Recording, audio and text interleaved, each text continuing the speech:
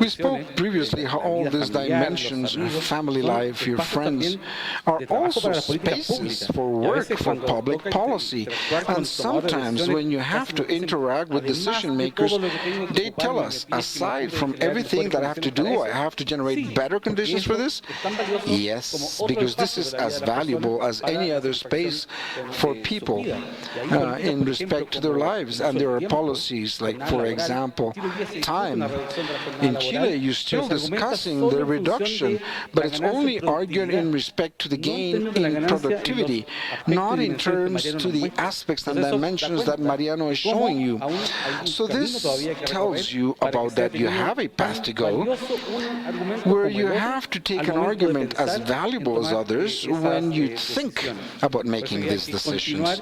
So you need to continue in the task of showing the value of these dimensions that are so hard as the type of GDP per capita. You still have to work with the same profundity. Now, Lina Martinez is going to present her work. She is a professor of public policy and a director of the Observatory of Public Policy in the INSES University of Colombia. Lina, please. Good day. Can you hear me? Good day to all of you. I am going to move a little bit. I'd like to present some research that we've been doing since 2014 in the Observatory of Public Policy of the ISESI University. This is an example of the clarity of information that is required at a level of city to have a subjective measure. The first measurement that is done in the country in satisfaction with life was in 2015-16 by DMP, if I'm not mistaken. We began to have the measure in 2013, 2014. We did not have a referent. We sounded quite differently, very strangely. Still, what are these good and how can they inform in public policy? This is a work that I celebrate that today we are meeting because the result can be trivialized. And yes, congratulations, it's very good that you have a happy population. But what does this actually mean? As of 2014, we've been under the task of studying what it means, that what could be the implications for the population to be or not be happy, and what are the determinants. This is the purpose of this presentation, and I'd like to show you what we're doing in Cali. The order of presentation, I'm going to give you a background about how we get to this research and what we are doing.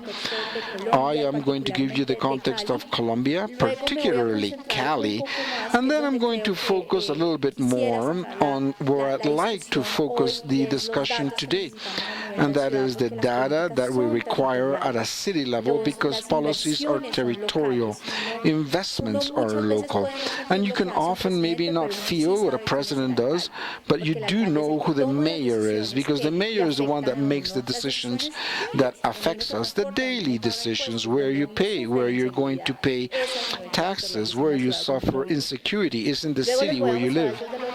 And then I'm going to show you some results, and then lastly we're going to go to the conclusions. Let's speak a little bit about the background.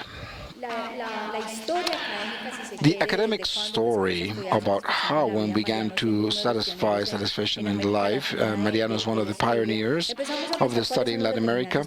We began to think what are the personal determinants of what makes us or does not make us happy or be satisfied with life. And in this part of the discussion, we remained a long time speaking about income and happiness. There is a positive linear relationship between happiness and income, but that stops. There is a moment where money does not buy any more happiness, and money is important when you need unsatisfied, uncovered needs. But after you need well, you can save your money. Your money is not going to give you extra in your happiness. In the developed world, at this time, it was calculated in $75,000 a year. Now it has to be higher. We calculate the same number, and it's 6 million pesos. In 6 million pesos, a person has a declining curve. It begins to drop. by personal determinants and what makes me happy or not. Then we move to other determinants. And that is what we are doing in Cali with the observatorium. Within the various things that we're working on, one of them is how does the place affect the city and the conditions of where you live? How can you determine to be happier or less? Literature in this area has been developed mostly in developed countries, in many Asian countries, and they show that people that live in smaller cities are happier, depending on wealth of the country where you live. You can be very happy in a small city if you lived in a developed and high-income country, but it's not the same if you live in an average low entry city, because there's less economic activities. And there's also variation within the cities. Not everyone in the cities express the same levels of satisfaction. And that variation inside the city can explain about 10% of variation in the levels of satisfaction with life. This is the area that at this time, amongst the many other things that we are analyzing in policy, are the ones that I'm going to focus on in today's chat. We have attempted to establish how the physical conditions, specifically socio-economical instances inside neighborhoods and the quality of the built environment, of the parks, of public transportation, of safety, or where people live, how this incides in satisfaction with people's lives. This is part of the work, and this is what I'm going to present today. The other part of the work, that due to the time that we have, I will not be able to go in depth into because I do not have enough time, is trust. Institutional trust and interpersonal trust. How do they affect the quality of life? We have found tremendously low trust levels with public institutions, policy, and that permeates the way in which citizens perceive and assess public services to which they have access. And remember that you need trust for people to pay taxes, but you also need interpersonal trust, because this is built by the collective and the social textile that makes this. And in these two dimensions, the interpersonal interactions, we have very low levels. In Cali, got to mention this dimension, which is very important, and I'm going to show it in this dimension, how the environment and the conditions where you live affect both physical health care and mental health care. And in the same way, this affects the quality of life and the life of individuals. And we have very high correlations between the quality of parks, of sidewalks, bicycle paths, etc., both in physical and in mental health. I'm going to give you a little bit of context about Cali and Colombia. In Colombia, an average citizen in a state from 1 to 10, how satisfied you are with your life. The average is 8.5, and this is tremendously high. An average country in OCE is 6.5. When we are in the ranking, we will be the first. In that context, I don't know if first, but at least we are going to be ranking in the first 5 places. If you see the data of how we're doing in Colombia and how this varies per city, the variations are actually quite small, and most data is between 8 and 10.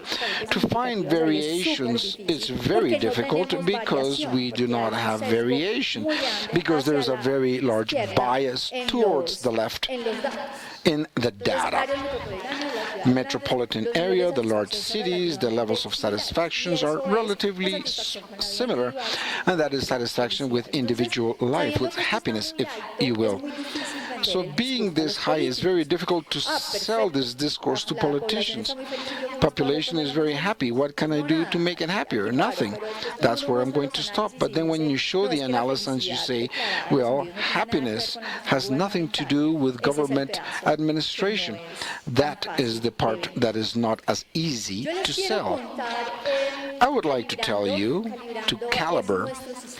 This is our system. It is a population survey that we've been doing since 2014, and the main objective is to measure the condition of subjective welfare of the population. We began to have this measure when in the country you did not speak of this data. This sounded very strange. It was difficult to sell the discourse. Today we have advanced somewhat, but we still have a ways to go in this path. The survey is statistically representative for the city due to race, to gender, socioeconomic status.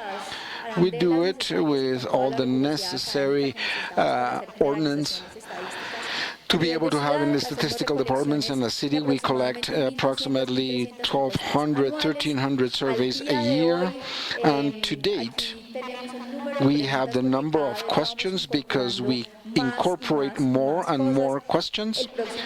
Next year, we are going to incorporate what you commented now about wealth, interrelational. This will be part of the study that we are going to do. So these are the data that we collected and calibrate. We have 6,200 observations to date, and this allowed us to have muscle and robustness in data to be able to speak about what is happening in Cali and to have the tendency to see how this has evolved, because this is not just information of this is also panels that we have to see how we change the dimensions that we are assessing. In the surveys, we ask people where they live. We ask them the neighborhood, and in this year's we're asking the intersection to have a finer georeferencing of where they live. With the neighborhood information, we have a great database, and we collect information of all the goods and services into which people have access. We have a database where we have how many healthcare centers, schools, daycare centers, bus stops, parks, etc., etc. All the secondary information that we can collect for the information of the individuals and to have an analysis at a neighborhood level. Here I'm showing you a map of Cali. This map of Cali-U is for communities. We have divided it in two, and we have them in 5 categories that are socioeconomical status, very low, medium low, low, medium high, high, and high. And this follows a logic of social stratification. These are 1, 2, 3, 4, and 5 and 6. We joined them because they only represent 8% of the population. With this information, then, we are going to have the pooling. We see simply how the city is seen through goods and services. I'd like to show you this column here. It shows the population. 55% of the city lives in the lower parts of the strata. And see how the distribution is done for 55% of the population. 55% of the population is the one that has less transportation, the one that has less healthcare services. You see how it changes. Homicide rate. This is homicides per 100,000 inhabitants. Extremely violent, exposed to crime, and it has a very high in mental health. This is part of another analysis. The document has been published. You can see the effective space of public spaces. This is one of the indicators amongst the many. 5.8 status in the lowest strata and 44 in the highest ones. This is access to parks and green zones. And here we have the distribution of recreation, sporting fields, sporting installations. Just in this, we see the deep inequality you have in the city. What we want to see is how this affects satisfaction for the life of individuals. The analysis that we have made, the variable that we want to explain is satisfaction with life from 0 to 9, where we see that the average is 8.5, which is very high, and that variable has very little variation. We would like to compare it with various things. One is the social economic level of the community where the people are living. We have 2 healthcare measures. One is physical healthcare measure, and one is mental health. if you wish, although we only asked for stress, depression, and anxiety. We asked about the number of days in the last 30 days where they felt that the good health was not good or that mental health was not good. We controlled also through location, and in location we have three dimensions: the city, the neighborhood, and the place where people live. That's where the house is living. And then we have satisfaction with the services offered by the government. We're focused mainly in four: safety, public health care, parks, and green areas. And here I'm going to proceed to show you the results that we have found. This first table that I am showing you is the population that reports having 14 days or more in which the physical health care was not good, and here 14 days or more where mental health care was not good. You can see such important differences. When we have the differences per gender, it's even higher. And this is double discrimination per gender, double discrimination for economic status, and women are much more propense to show stress, anxiety in many of the scales and the categories where we've seen it, and women are the ones that are more affected in satisfaction with life. Now, I would ask you, how satisfied are you with the city? You can see that there is a uniform distribution due to economic strata. Most everybody says that they're satisfied living in the city, but this figure changes a lot when we ask about how happy you are in the neighborhood that you live. And we're very happy in the neighborhood analysis because that's where he spends his life. That is where you feel more affected, more vulnerable in your safety, where you have to take public transportation. That is where you have the holes, etc. The neighborhood is the unit that you know closest, and we see here that differences are enormous. People do not like, they do not feel happy where they live. And now let me ask you about the satisfaction of your home. And thus here we return again to see that distribution is similar, and the home that collects many other things. Something good that we have found and that I'm presenting here is that people assesses very positively interpersonal relationships and family relationships in Cali from 0 to 10. This is moved between 9 and 10 and is the best assessed factor amongst everything that we ask in the survey: family relationships and relationships with your partner, with your spouse. Although women assess families better than women, this is an enormous difference. Men feels that everything is doing well, and the women not so much. I do not believe that this is properly well. Now, let's see how we can assess the dimensions for goods and services of the government in safety, in healthcare services, in public transportation, and parks and green areas. This is from 0 to 10 that people to do on public health care, and you can see here how this varies in terms of socioeconomic strata. In the highest socioeconomic strata, they have a better assessment of public welfare, and due to two reasons. First, because they have more. They have more parks, they have more bus stops, they have more IPSs, more EPSs, etc., etc. And the other reason is because they have more, and the population that uses it is even less. In strata 5 and 6, you only have 6% of the population. And if I have an entity that is rendering healthcare services in my house and only 8%, there will be less people. That easy. So they have more availability of services, and there's less usage just because of the number of population that lives nearby.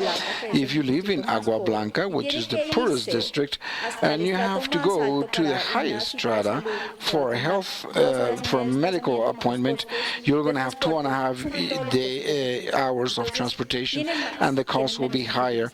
They have more and they have less people using them. That is why the assessment of goods and services that are delivered are higher. We had a probability model. This is on Oecd-U. This is a very simple model. I do not want to go into the specifications of the calculation of this model. And what do we find here? What we find is that people that are married, and this is a world tendency, people that are married are happier. When we go to healthcare negative effects. People that feel that their healthcare, their mental healthcare, feel that the healthcare mental is different, has much more weight than the physical healthcare.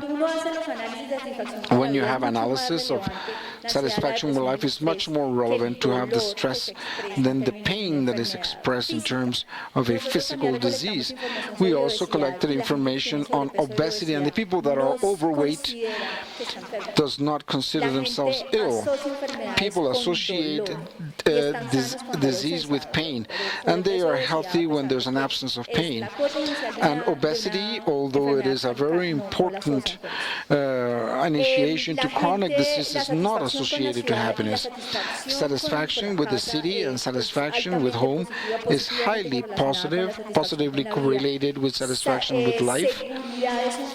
Safety is a factor that decreases satisfaction with the life of individuals. We are constantly made this analysis, and the two governmental factors that decrease satisfaction with life in Cali are traffic and safety. These are the factors that have the greatest weight. When the government does something well, that does not positively affect satisfaction of life of individuals. But when they do something badly, like for example in the case of safety in Cali, this does decrease satisfaction with individuals. And we find something that if you see regression and you see it only in face by, if you do not give it much interpretation, the people in the lower strata is the one that report the highest satisfaction with life constantly.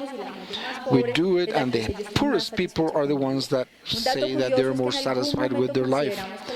At a certain time, they consider that satisfaction with life was associated due to God or religion or this type of things. We paid an indicator in the survey. And the people that declare that I'm very well, thanks to God, or thanks to God, my healthcare is good, or thanks to God, is very little. It's less than 15%.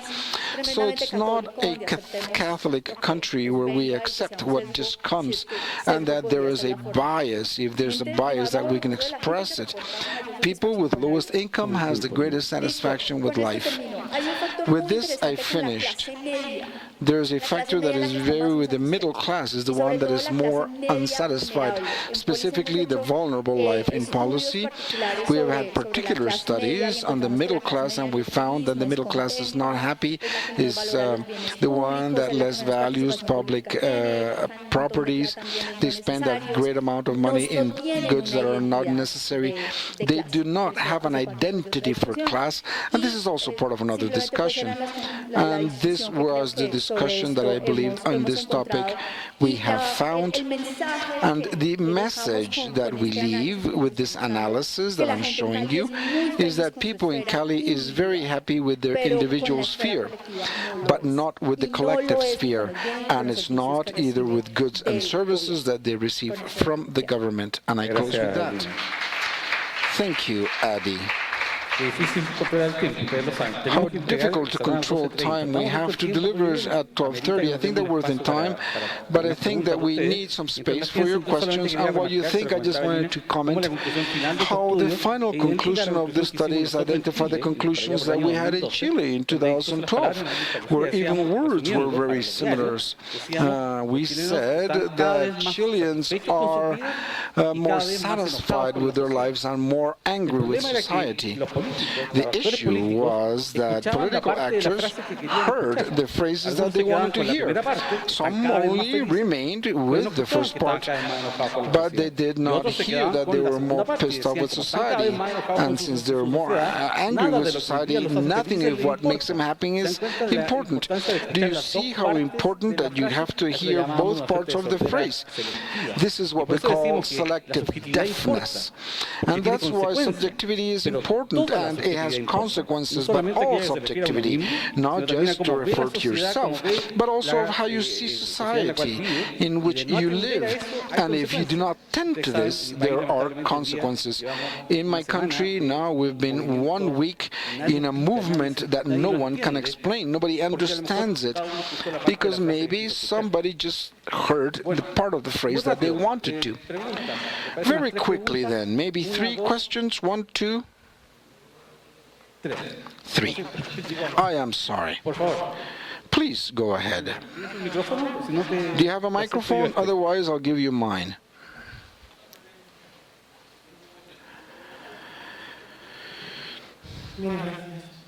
Thank you. Pelaya Rosas from the European Union. It's 2 questions that I have, actually 2. Whether you can share in respect to Chile. There is a phrase that has called my attention, and I wanted to analyze it in the context of this conference. Can we agree or not? Let me read it. It is true that problems had been accumulated for several decades, and the various governments were not able to acknowledge this situation in its magnitude. I would like to know whether any of the works in research that you are following would allow for this type of phrases to not be repeated in the future, because I don't know. To not realize the situation would mean that either indicators were not there, if the political translation was not present, or why? What was lacking? Where did we lack the coordination between policies and indicators? And I'd also like to understand how you dimension all the subjective indicators of happiness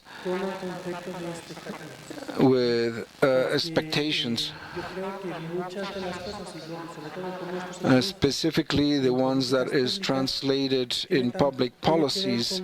It has to do with to be able to translate indicators that and also the lawsuits perhaps that we're seeing,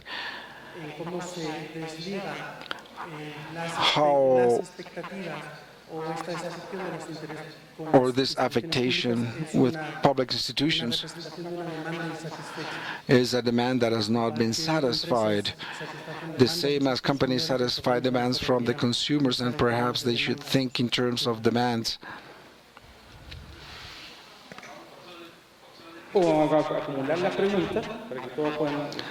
To accumulate the questions so you can all think, and I can give you a single round, okay?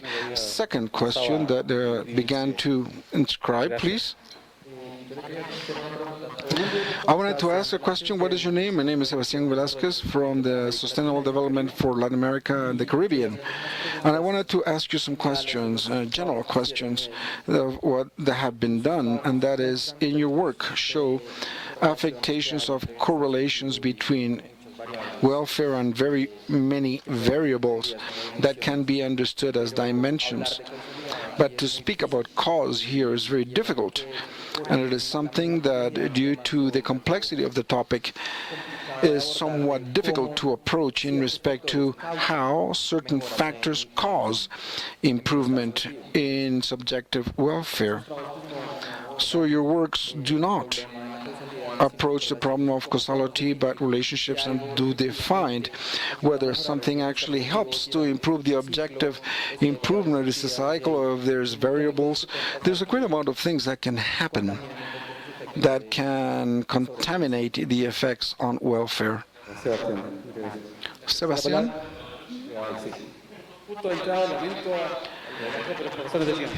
This is due to reasons. In the last director, my name is Mario Firmando González. I am responsible for assessing the Eurosocial of the European Union.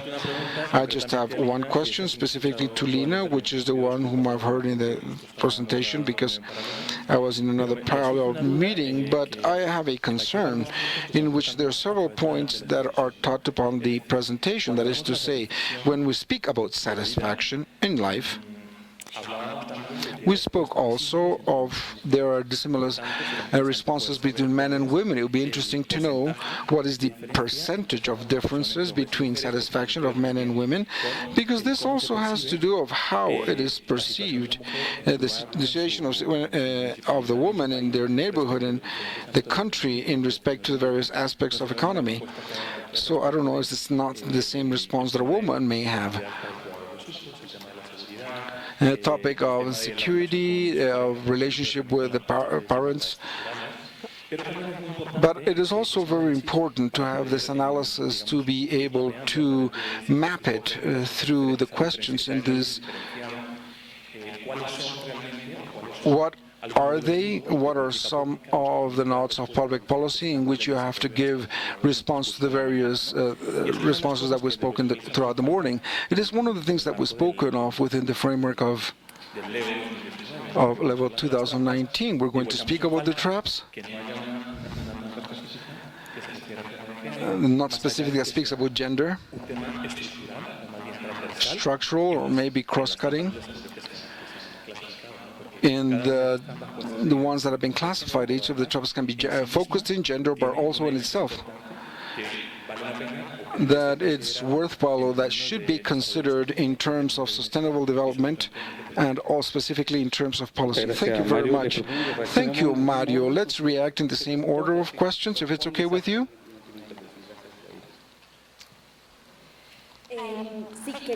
Yes, I wanted to make reference to the gap amongst the indicators that you have to date and the realities of the individual.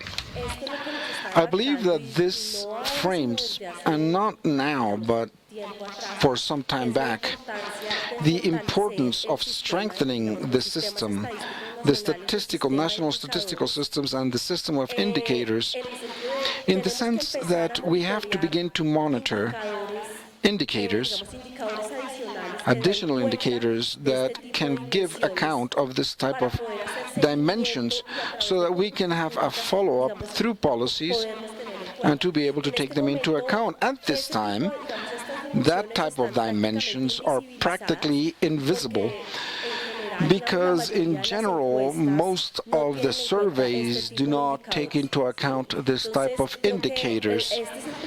I believe that this is the main challenge. And in terms of public policy, we are centered on development to discuss them, to attain agreements, not only at a national level, but throughout agencies. And this happens in indicators and also for expectations. So, for example, to measure expectations, very few surveys, in fact, only particular analysis, you make measurements of expectations, and if you're going to be remitted to the statistic system, the surveys do not include this type of questions and this type of indicators. So there is no possibility of having this monitoring in a general way, so to speak, for society. Very well. I would like to approach the questions of Pelayo. Excuse me, what is your name, Sebastián? When you think about public policy, Sebastián, you think about linear causality.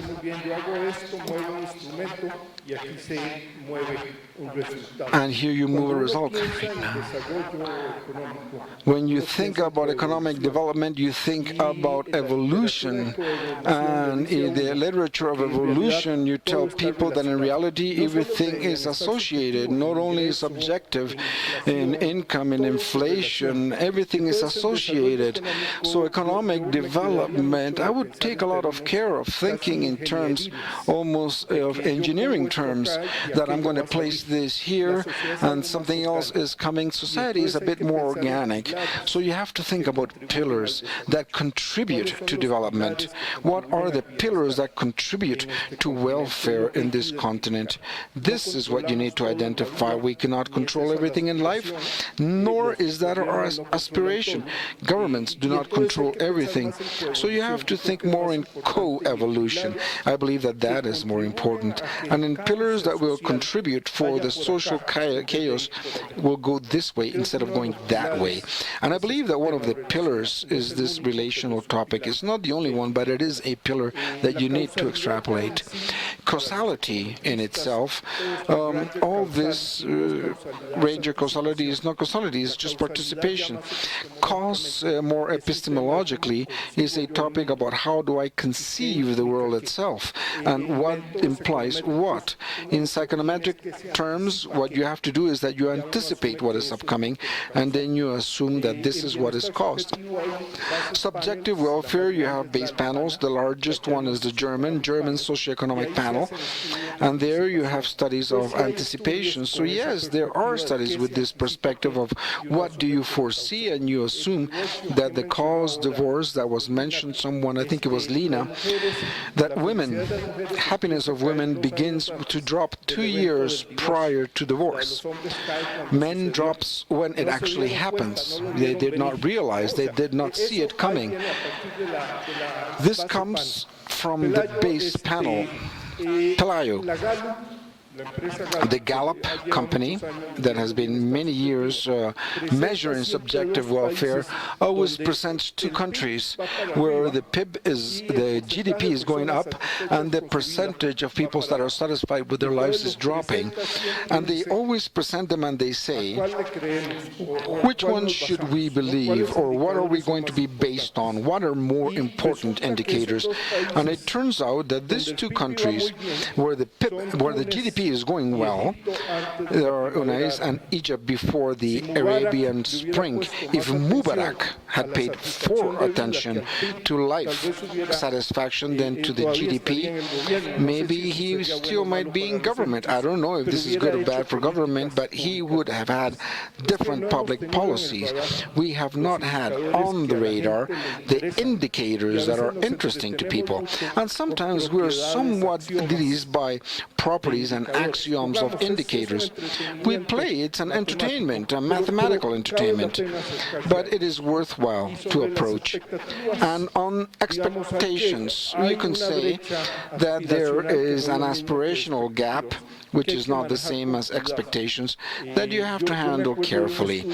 I remember a study that was done in a Latin American institution that stated that you have to raise the people's roofs and to give greater expectations so that they can work more and generate greater income.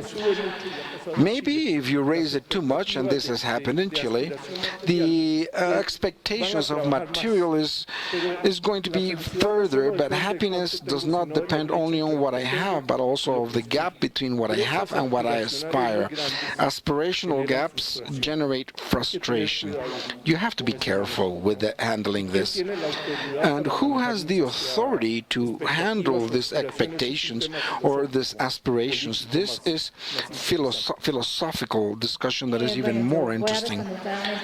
I'm going to clearly respond to the differences of gender, but aside it joining completely to what Mariano said in respect to responsibility, I'd like to make an additional comment. When you make causal analysis, the paper and the objective of the paper is something that you cannot demonstrate causality on. The regression, the methods, the test, everything. The paper is focused that you can establish that A produces B. And in the best of cases, when you can establish this, this gives you an R, it's really low. You explain maybe 3%, 2%, and so the discussion then loses its meaning. All this just to tell me that this generates 2%? I believe that this misses the spirit of what we're doing. And this is a very, very, very personal observation.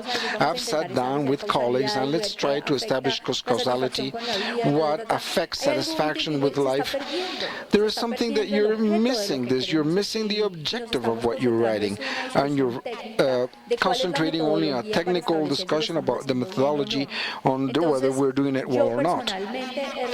I personally have given up trying to establish causalities.